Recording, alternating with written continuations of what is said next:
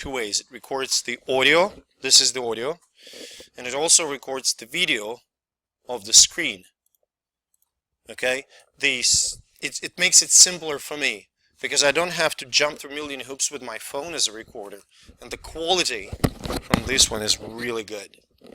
So I just export it to MP3, and like the blood pressure regulation is already on the blackboard, the audio, and the video is on YouTube.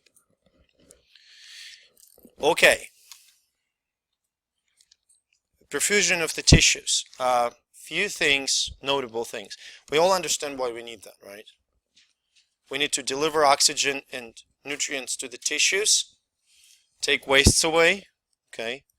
And in the lungs, we oxygenate blood. In the intestines, blood picks up the nutrients. In the kidneys, blood gets cleared of the wastes, and wastes are eventually excreted, but that's a different story, right? Now, blood flow is the dynamic process, it's not static. Depending on the tissue requirements, flow may increase or decrease, and the flow is different in the different tissues. That picture gives you a general idea, okay? For instance, blood flow to the brain is constant in a healthy person, okay? But blood flow to the muscles, for instance, a great example, can increase tenfold in the time of the muscle activity, the exercise, from 1200 milliliters per minute to 10.5 liters per minute. So it's all about tissue requirements. Does it make sense? Okay. Now, the flow, the amount of blood that goes, and the amount of blood is proportional to the amount of blood vessels, but in terms of the speed of flow, the larger cross-sectional area is related to the slower flow. What do I mean by that? I always compare it to the river. If you have a fairly narrow river, okay, it may go pretty fast. But when it becomes, when it turns into a delta, like Mississippi Delta, okay, it may consist of many fairly small creeks that altogether go extremely slow because the total area, the total width of those creeks is gigantic. So if you would look at the total cross-sectional area, the lumen size in all capillaries taken together, that area will be much larger than the area of a single artery. Does that make sense? So you essentially go from a wide river to a gigantic lake where the flow is really slow. Not stagnant, but slow. Does that make sense? And that slow flow, it wasn't intended, allows the quick exchange of nutrients and oxygen between the tissue and the blood. Okay? When it goes slow, the exchange can be efficient. Does that make sense? So the slowest is in the capillaries. Now, when we talk about blood pressure, I have to go back for a second. Blood pressure is the systemic parameter. What does that mean?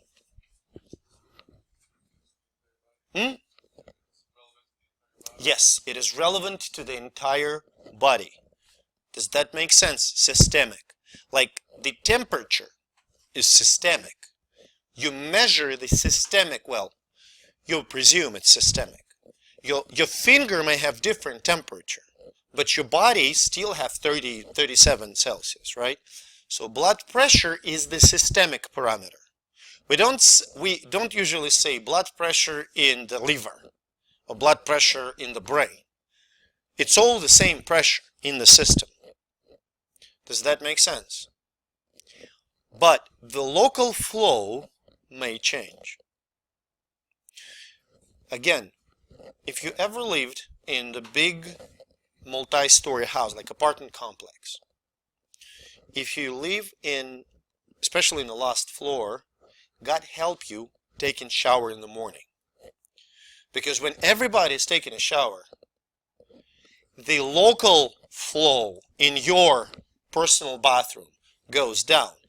Pressure remains the same. It's all the same pump, the same boiler that, moves the water up through the pipes. But it's different story when you are the only person that takes the shower, or when everybody in the building is taking a shower at the same time. Does that make sense? So the local flow may change. Local flow, perfusion of the tissue, adjusts to the needs of the tissue. And that adjustment is done by changing the diameter of arterioles. Okay? Now this local control is fairly independent of the blood pressure, systemic blood pressure. We presume that systemic blood pressure remains constant and normal, while the local flow changes. It may increase or decrease. So there are two types of controls involved in the regulation of the local blood flow. Myogenic, when myo comes from muscles, and metabolic. Metabolic controls help to provide sufficient nutrition and oxygen to the metabolically active tissues. We've already discussed the chemical changes in the metabolically active tissues. What happens to the oxygen concentrations in the tissues that respire? Oxygen.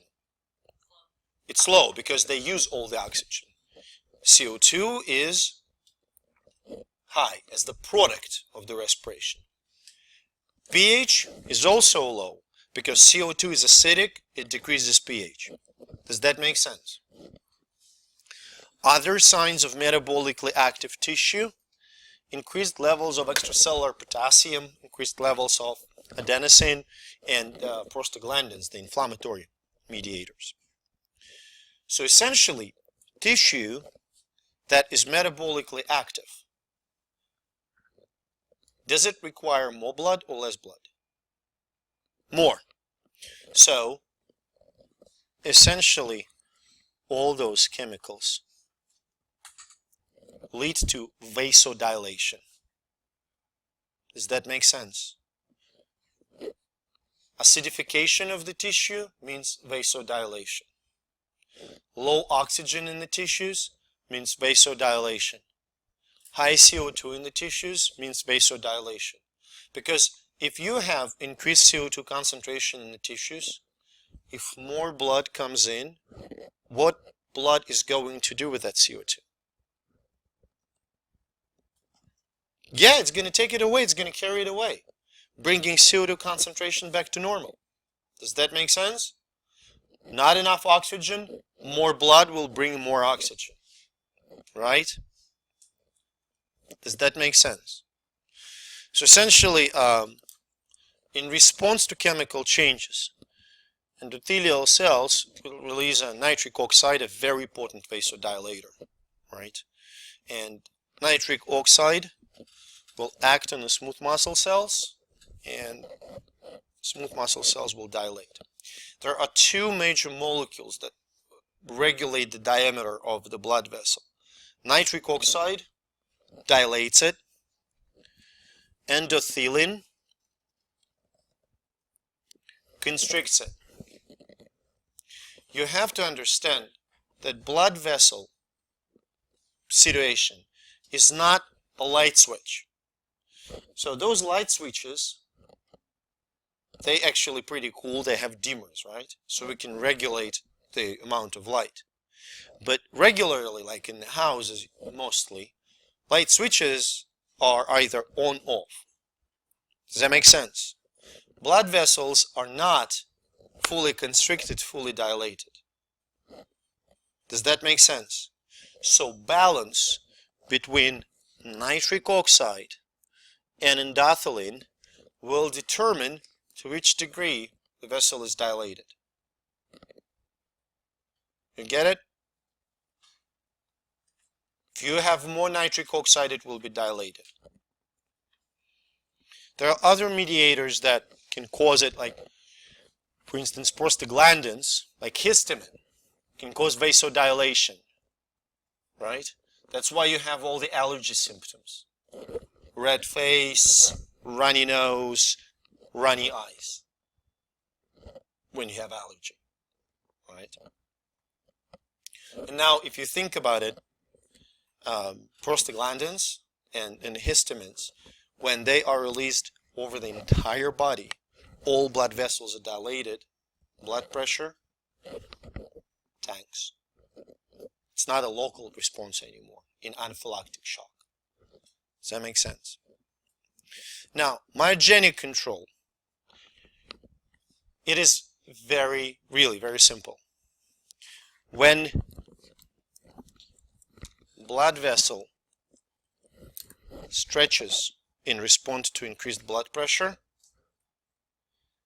smooth muscle cells immediately constrict. Does that make sense? Think about this.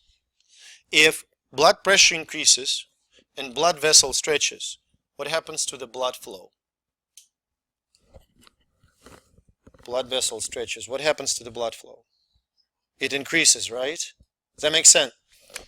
You have blood vessel. Blood is inside. Blood pressure goes up. It dilates. What happens to the blood flow? Goes up, right? Because just more blood. Your pipe is becoming wider. So in order to maintain blood flow at the same level, vessel has to constrict to limit the blood flow. That's myogenic response. That's it.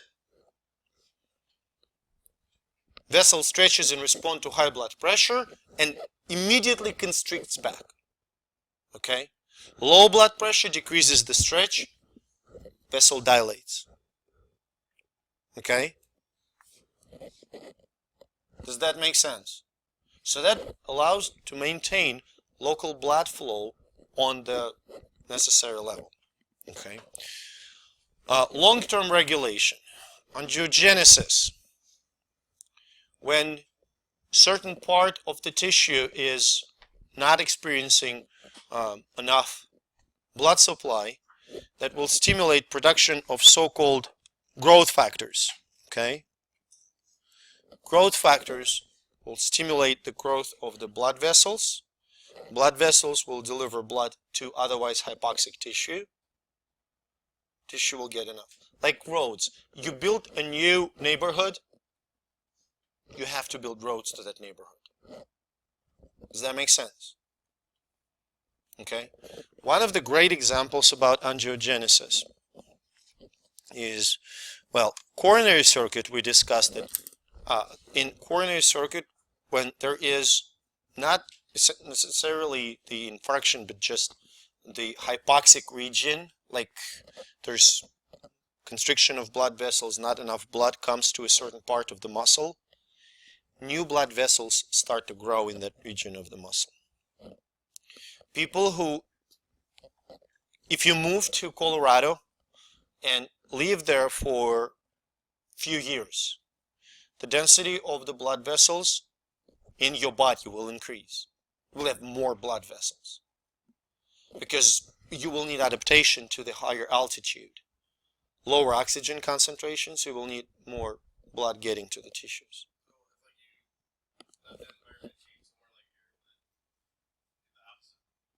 Probably not. Oh, you're good. It's better. Yeah, so you probably have increased blood vessel density. Okay. Well, it depends on where you lived in. Okay.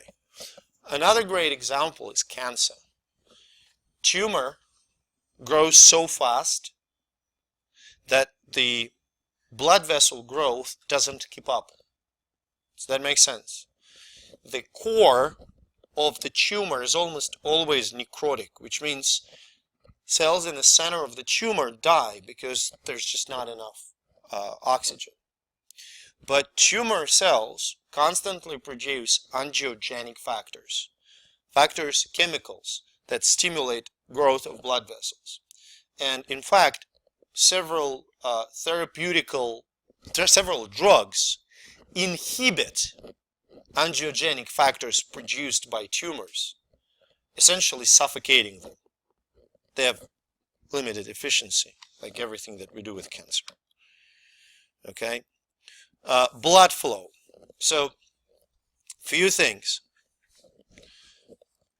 Muscles at rest. It's mostly myogenic mechanisms and neural mechanisms. When you become active, when muscles start to work, do they respire? Do they use oxygen? Oh yes, baby. They use oxygen. What happens to the oxygen levels? Drop. CO2 levels rise. pH drops, acidity rises, right? So chemical mechanisms, metabolic controls are absolutely crucial. They can increase the blood flow to the muscles 10 times during activity. Does it make sense? Because there's so many of those chemicals. Right? Brain is brilliant. Okay, the regulation of blood flow to the brain. Here's what happens. Brain is very delicate tissue. And brain and blood are separated by the blood-brain barrier. In the certain range of the blood pressure from 50 to 150, blood flow to the brain remains absolutely constant, about 750 milliliters per minute. You keeping up with me? 15% of your total cardiac output. Let's say your brain becomes hypoxic. Increased carbon dioxide concentration. Can brain function without oxygen? No, it can't. It relies on oxidative respiration. So, increased CO2 immediately causes vasodilation. Okay? Myogenic controls are absolutely fantastic. Let's say blood pressure, systemic blood pressure decreases. If systemic blood pressure decreases, what's going to happen to the blood flow to the brain? Can somebody open the door? Thank you. It's going to go down, right? Blood pressure decreases, blood flow to the brain goes down. We can't afford that because brain requires a very, very, very specific blood flow. So in response to decreased blood pressure, vessels in the brain dilate and increase blood flow. In response to increased blood pressure, vessels will constrict and decrease blood flow. So you see, if blood pressure is low, vessels will dilate. If blood pressure is high, they will constrict. Now, what happens if you go above that range or below that range? If you go below about 50-60 millimeters, vessels lose the capacity. They just don't have the potential to dilate anymore. Blood pressure lowers down, the stretch reduces, blood flow to the brain reduces. What happens to the person? Faints, unconscious, right? If blood pressure goes above approximately 150, vessels cannot constrict anymore. They don't have a capacity to constrict more. So increased blood pressure will start to stretch them out, essentially increasing blood flow. So much blood flow through the brain vessels will,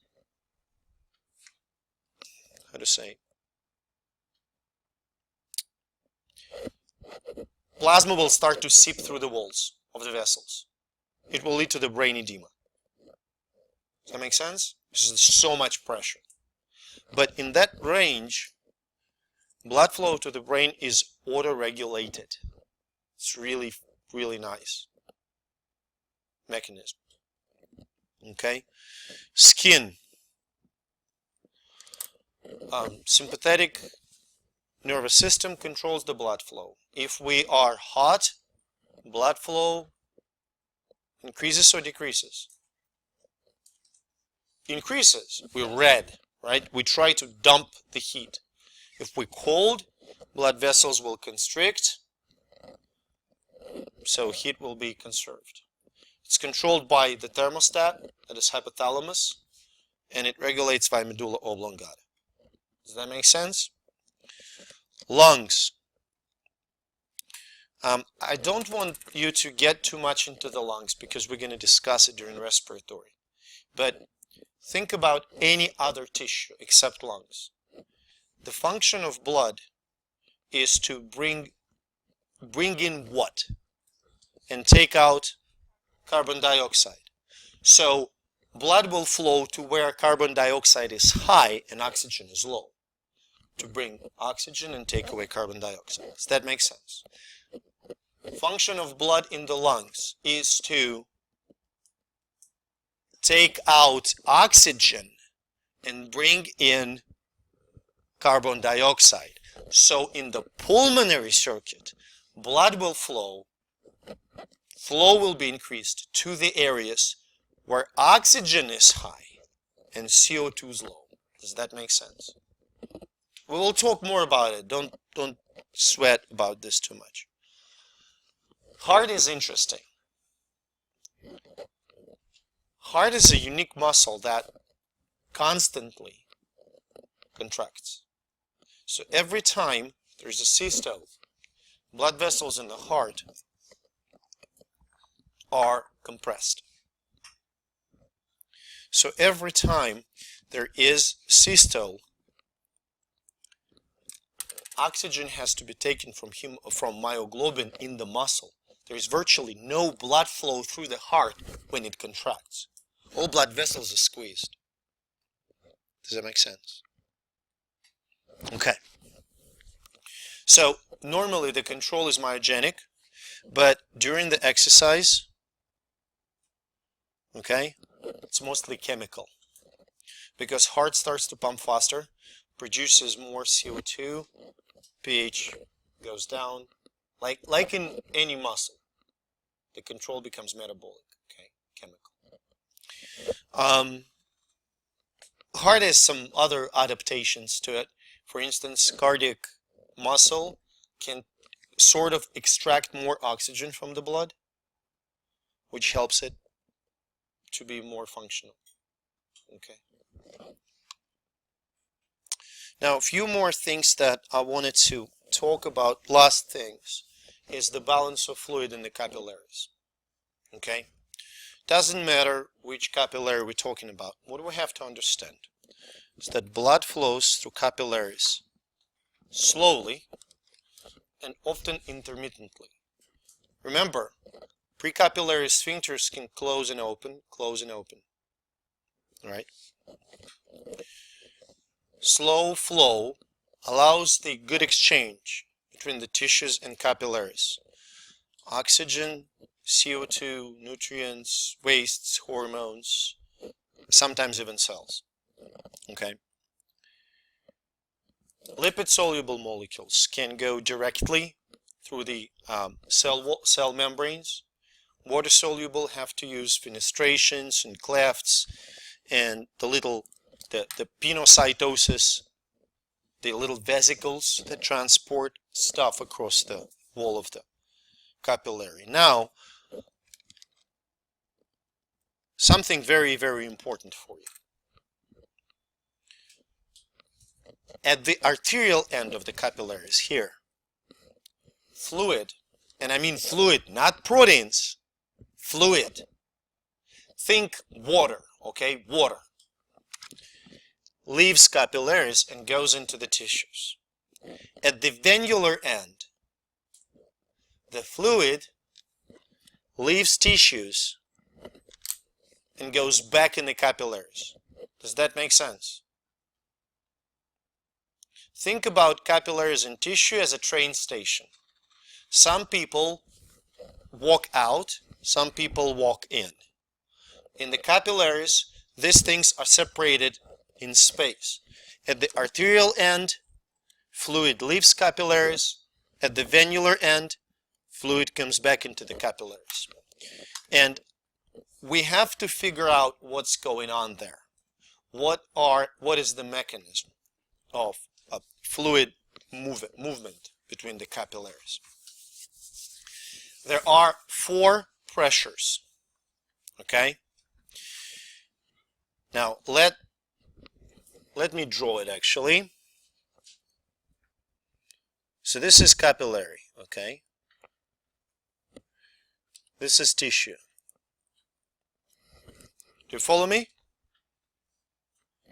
Right? First, we're going to talk about hydrostatic pressure. Hydrostatic pressure is generated by fluid just being there. I have water in that mug.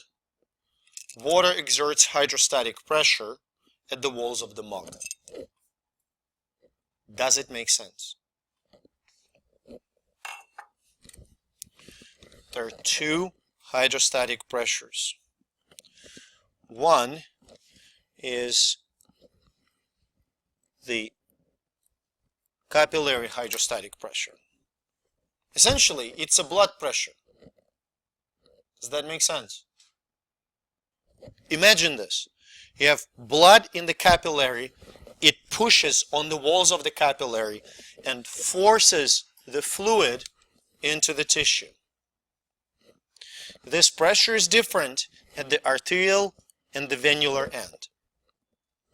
Do you follow me? Now, between the cells in the tissue is interstitial fluid. Technically, it should exert pressure as well. Technically, but it does not, because we presume that all excessive pressure from interstitial fluid, all excess drains into the lymphatics. So, wait. Hydrostatic pressure of interstitial fluid is assumed to be 0. Before we move on, think about this. Hydrostatic pressure pushes. It pushes. Capillary pushes fluid from the capillary. Interstitial pushes fluid from tissue. Does that make sense? Back in the blood, okay? Colloid osmotic pressure. In osmosis, water goes in which direction? Towards solutes, yes, towards solutes. So colloid osmotic pressure is the pressure that pulls the fluid towards proteins. Does that make sense? It pulls the fluid towards proteins. You see the difference between push and pull. So, capillary osmotic pressure pulls the fluid into the capillary towards blood proteins. Does that make sense? Interstitial osmotic pressure pulls the fluid towards tissue, towards the interstitial fluid proteins. Does that make sense? Look at this extremely artistic picture that looks like the drawn by demented elephant in the bottom. Okay, can you see that? Which 2 pressures will drive the fluid in the tissue? You can give me like the letters, the acronym. capillary hydrostatic and interstitial osmotic. Okay? So that should be IF, okay? So this and this will drive the fluid towards the tissue. Which two pressures will drive the fluid back into the blood? Interstitial hydrostatic and osmotic capillary. This and this will drive fluid back into the blood. That makes sense? Let me get here, and it probably will make more sense because it's better picture. So again, arterial end, hydrostatic pressure, pushes fluid out of the blood into the tissue. Osmotic capillary pressure pulls the fluid out of the tissue into the blood. The arrow shows you in which direction the fluid goes. Does that make sense? Hydrostatic pressure from the tissue is essentially 0. Osmotic pressure that pulls the fluid into the tissue is 1. Now, how can we summarize all of that? 35 millimeters move fluid into the tissue. 26, move it back. What should I do? 35 minus 26, right? 0, well, 0 is there, 0 is 0, but then this guy has a little help from osmotic interstitial pressure. Does that make sense? So if you would put them all together, two pressures, this and this, that drive the fluid into the tissue. 35 plus 1 gives you 26, right? And you put two pressures that drive the fluid back, 26 and 0, which gives you 26.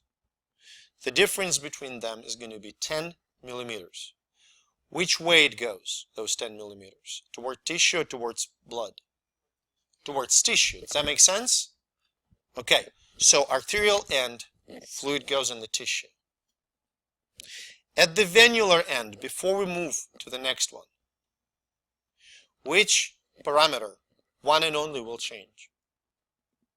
Which pressure will change? Only one. Huh? Pressure in the capillary, hydrostatic capillary pressure. Everything else remains the same, but this pressure becomes smaller. Instead of 35, it's now 17. 17 and 1 gives you how much? 18. So 18 millimeters drive the fluid this way into the tissue. But 26 now drive it back. Does that make sense? What's the difference between 26 and 18? 8. Which way these 8 millimeters are directed? Towards the blood, towards the capillary. So because of those 8 millimeters of pressure, fluid goes back in the capillary. I see a minor problem here. Can you see that? This resulting pressure is called net filtration pressure, NFP. Here it is 10. Here it is 8. Are they identical? What's the difference? 2. What does that mean?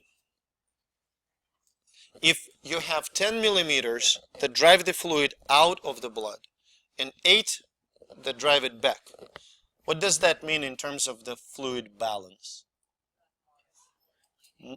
Yes, you have more fluid living than going back into the blood.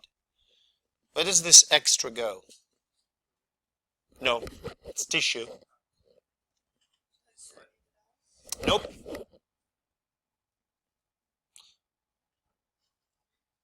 Lymphatics. You have lymphatic system that collects like a sewage. So essentially, wait, sorry, what happens? Think about, I don't know how to put it. Think about this. You pump the fluid into the tissue, and some of it returns back into the blood. You create a constant flow of fluid through the tissue. Part of this fluid is drained into the lymphatic vessels. So this fluid allows you to wash away the debris, the pathogens, whatever is bad, into the lymphatics, which is essentially a body sewage. Does that make sense? Now, I'm going to ask you a little question. Imagine that I'm going to be standing like this for the entire day, standing upright. And the pressure on the arterial end will become slightly higher because I'm standing, just because of the gravity. Blood will because I'm standing, because of the gravity, it will slightly increase the pressure on the arterial end. So there will be more blood in the blood vessels in my legs. So what's going to happen to hydrostatic pressure? This one. More blood in the vessel. Think, why? More blood in the vessel in my leg. In the same vessel. If you pump more fluid in the same pipe, it's going to get bigger, so pressure will go up. Does that make sense?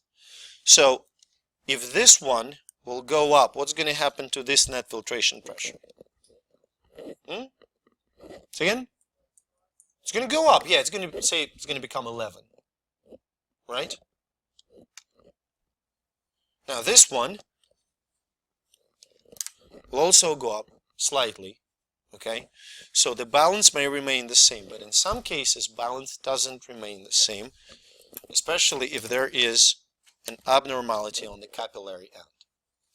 So, yes? Mercury.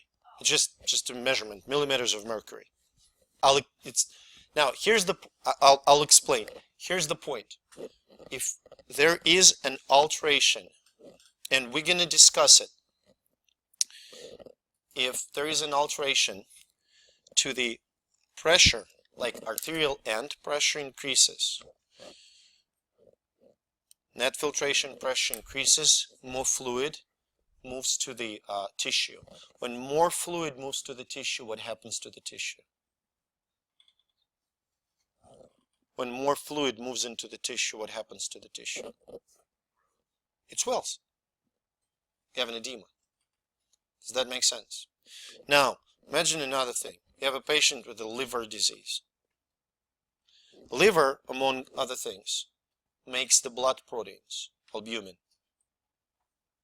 If liver doesn't make albumin, how is it going to change osmotic pressure? You have less protein in the blood, lower solute concentration in the blood. Will it pool better or worse? Worse. Osmotic pressure goes down. Net filtration pressure goes up. Patients with the liver failure are edematous. Does that make sense? For this, we're going to do some sort of a practice thing on Wednesday.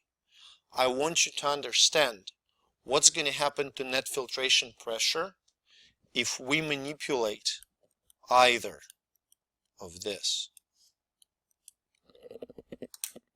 Does that make sense? Like if we increase this, if we decrease this. Okay? If we increase this, if we decrease this. How it's going to affect net filtration pressure. We're going to practice it on Wednesday. Don't worry about it. Okay? On your way out,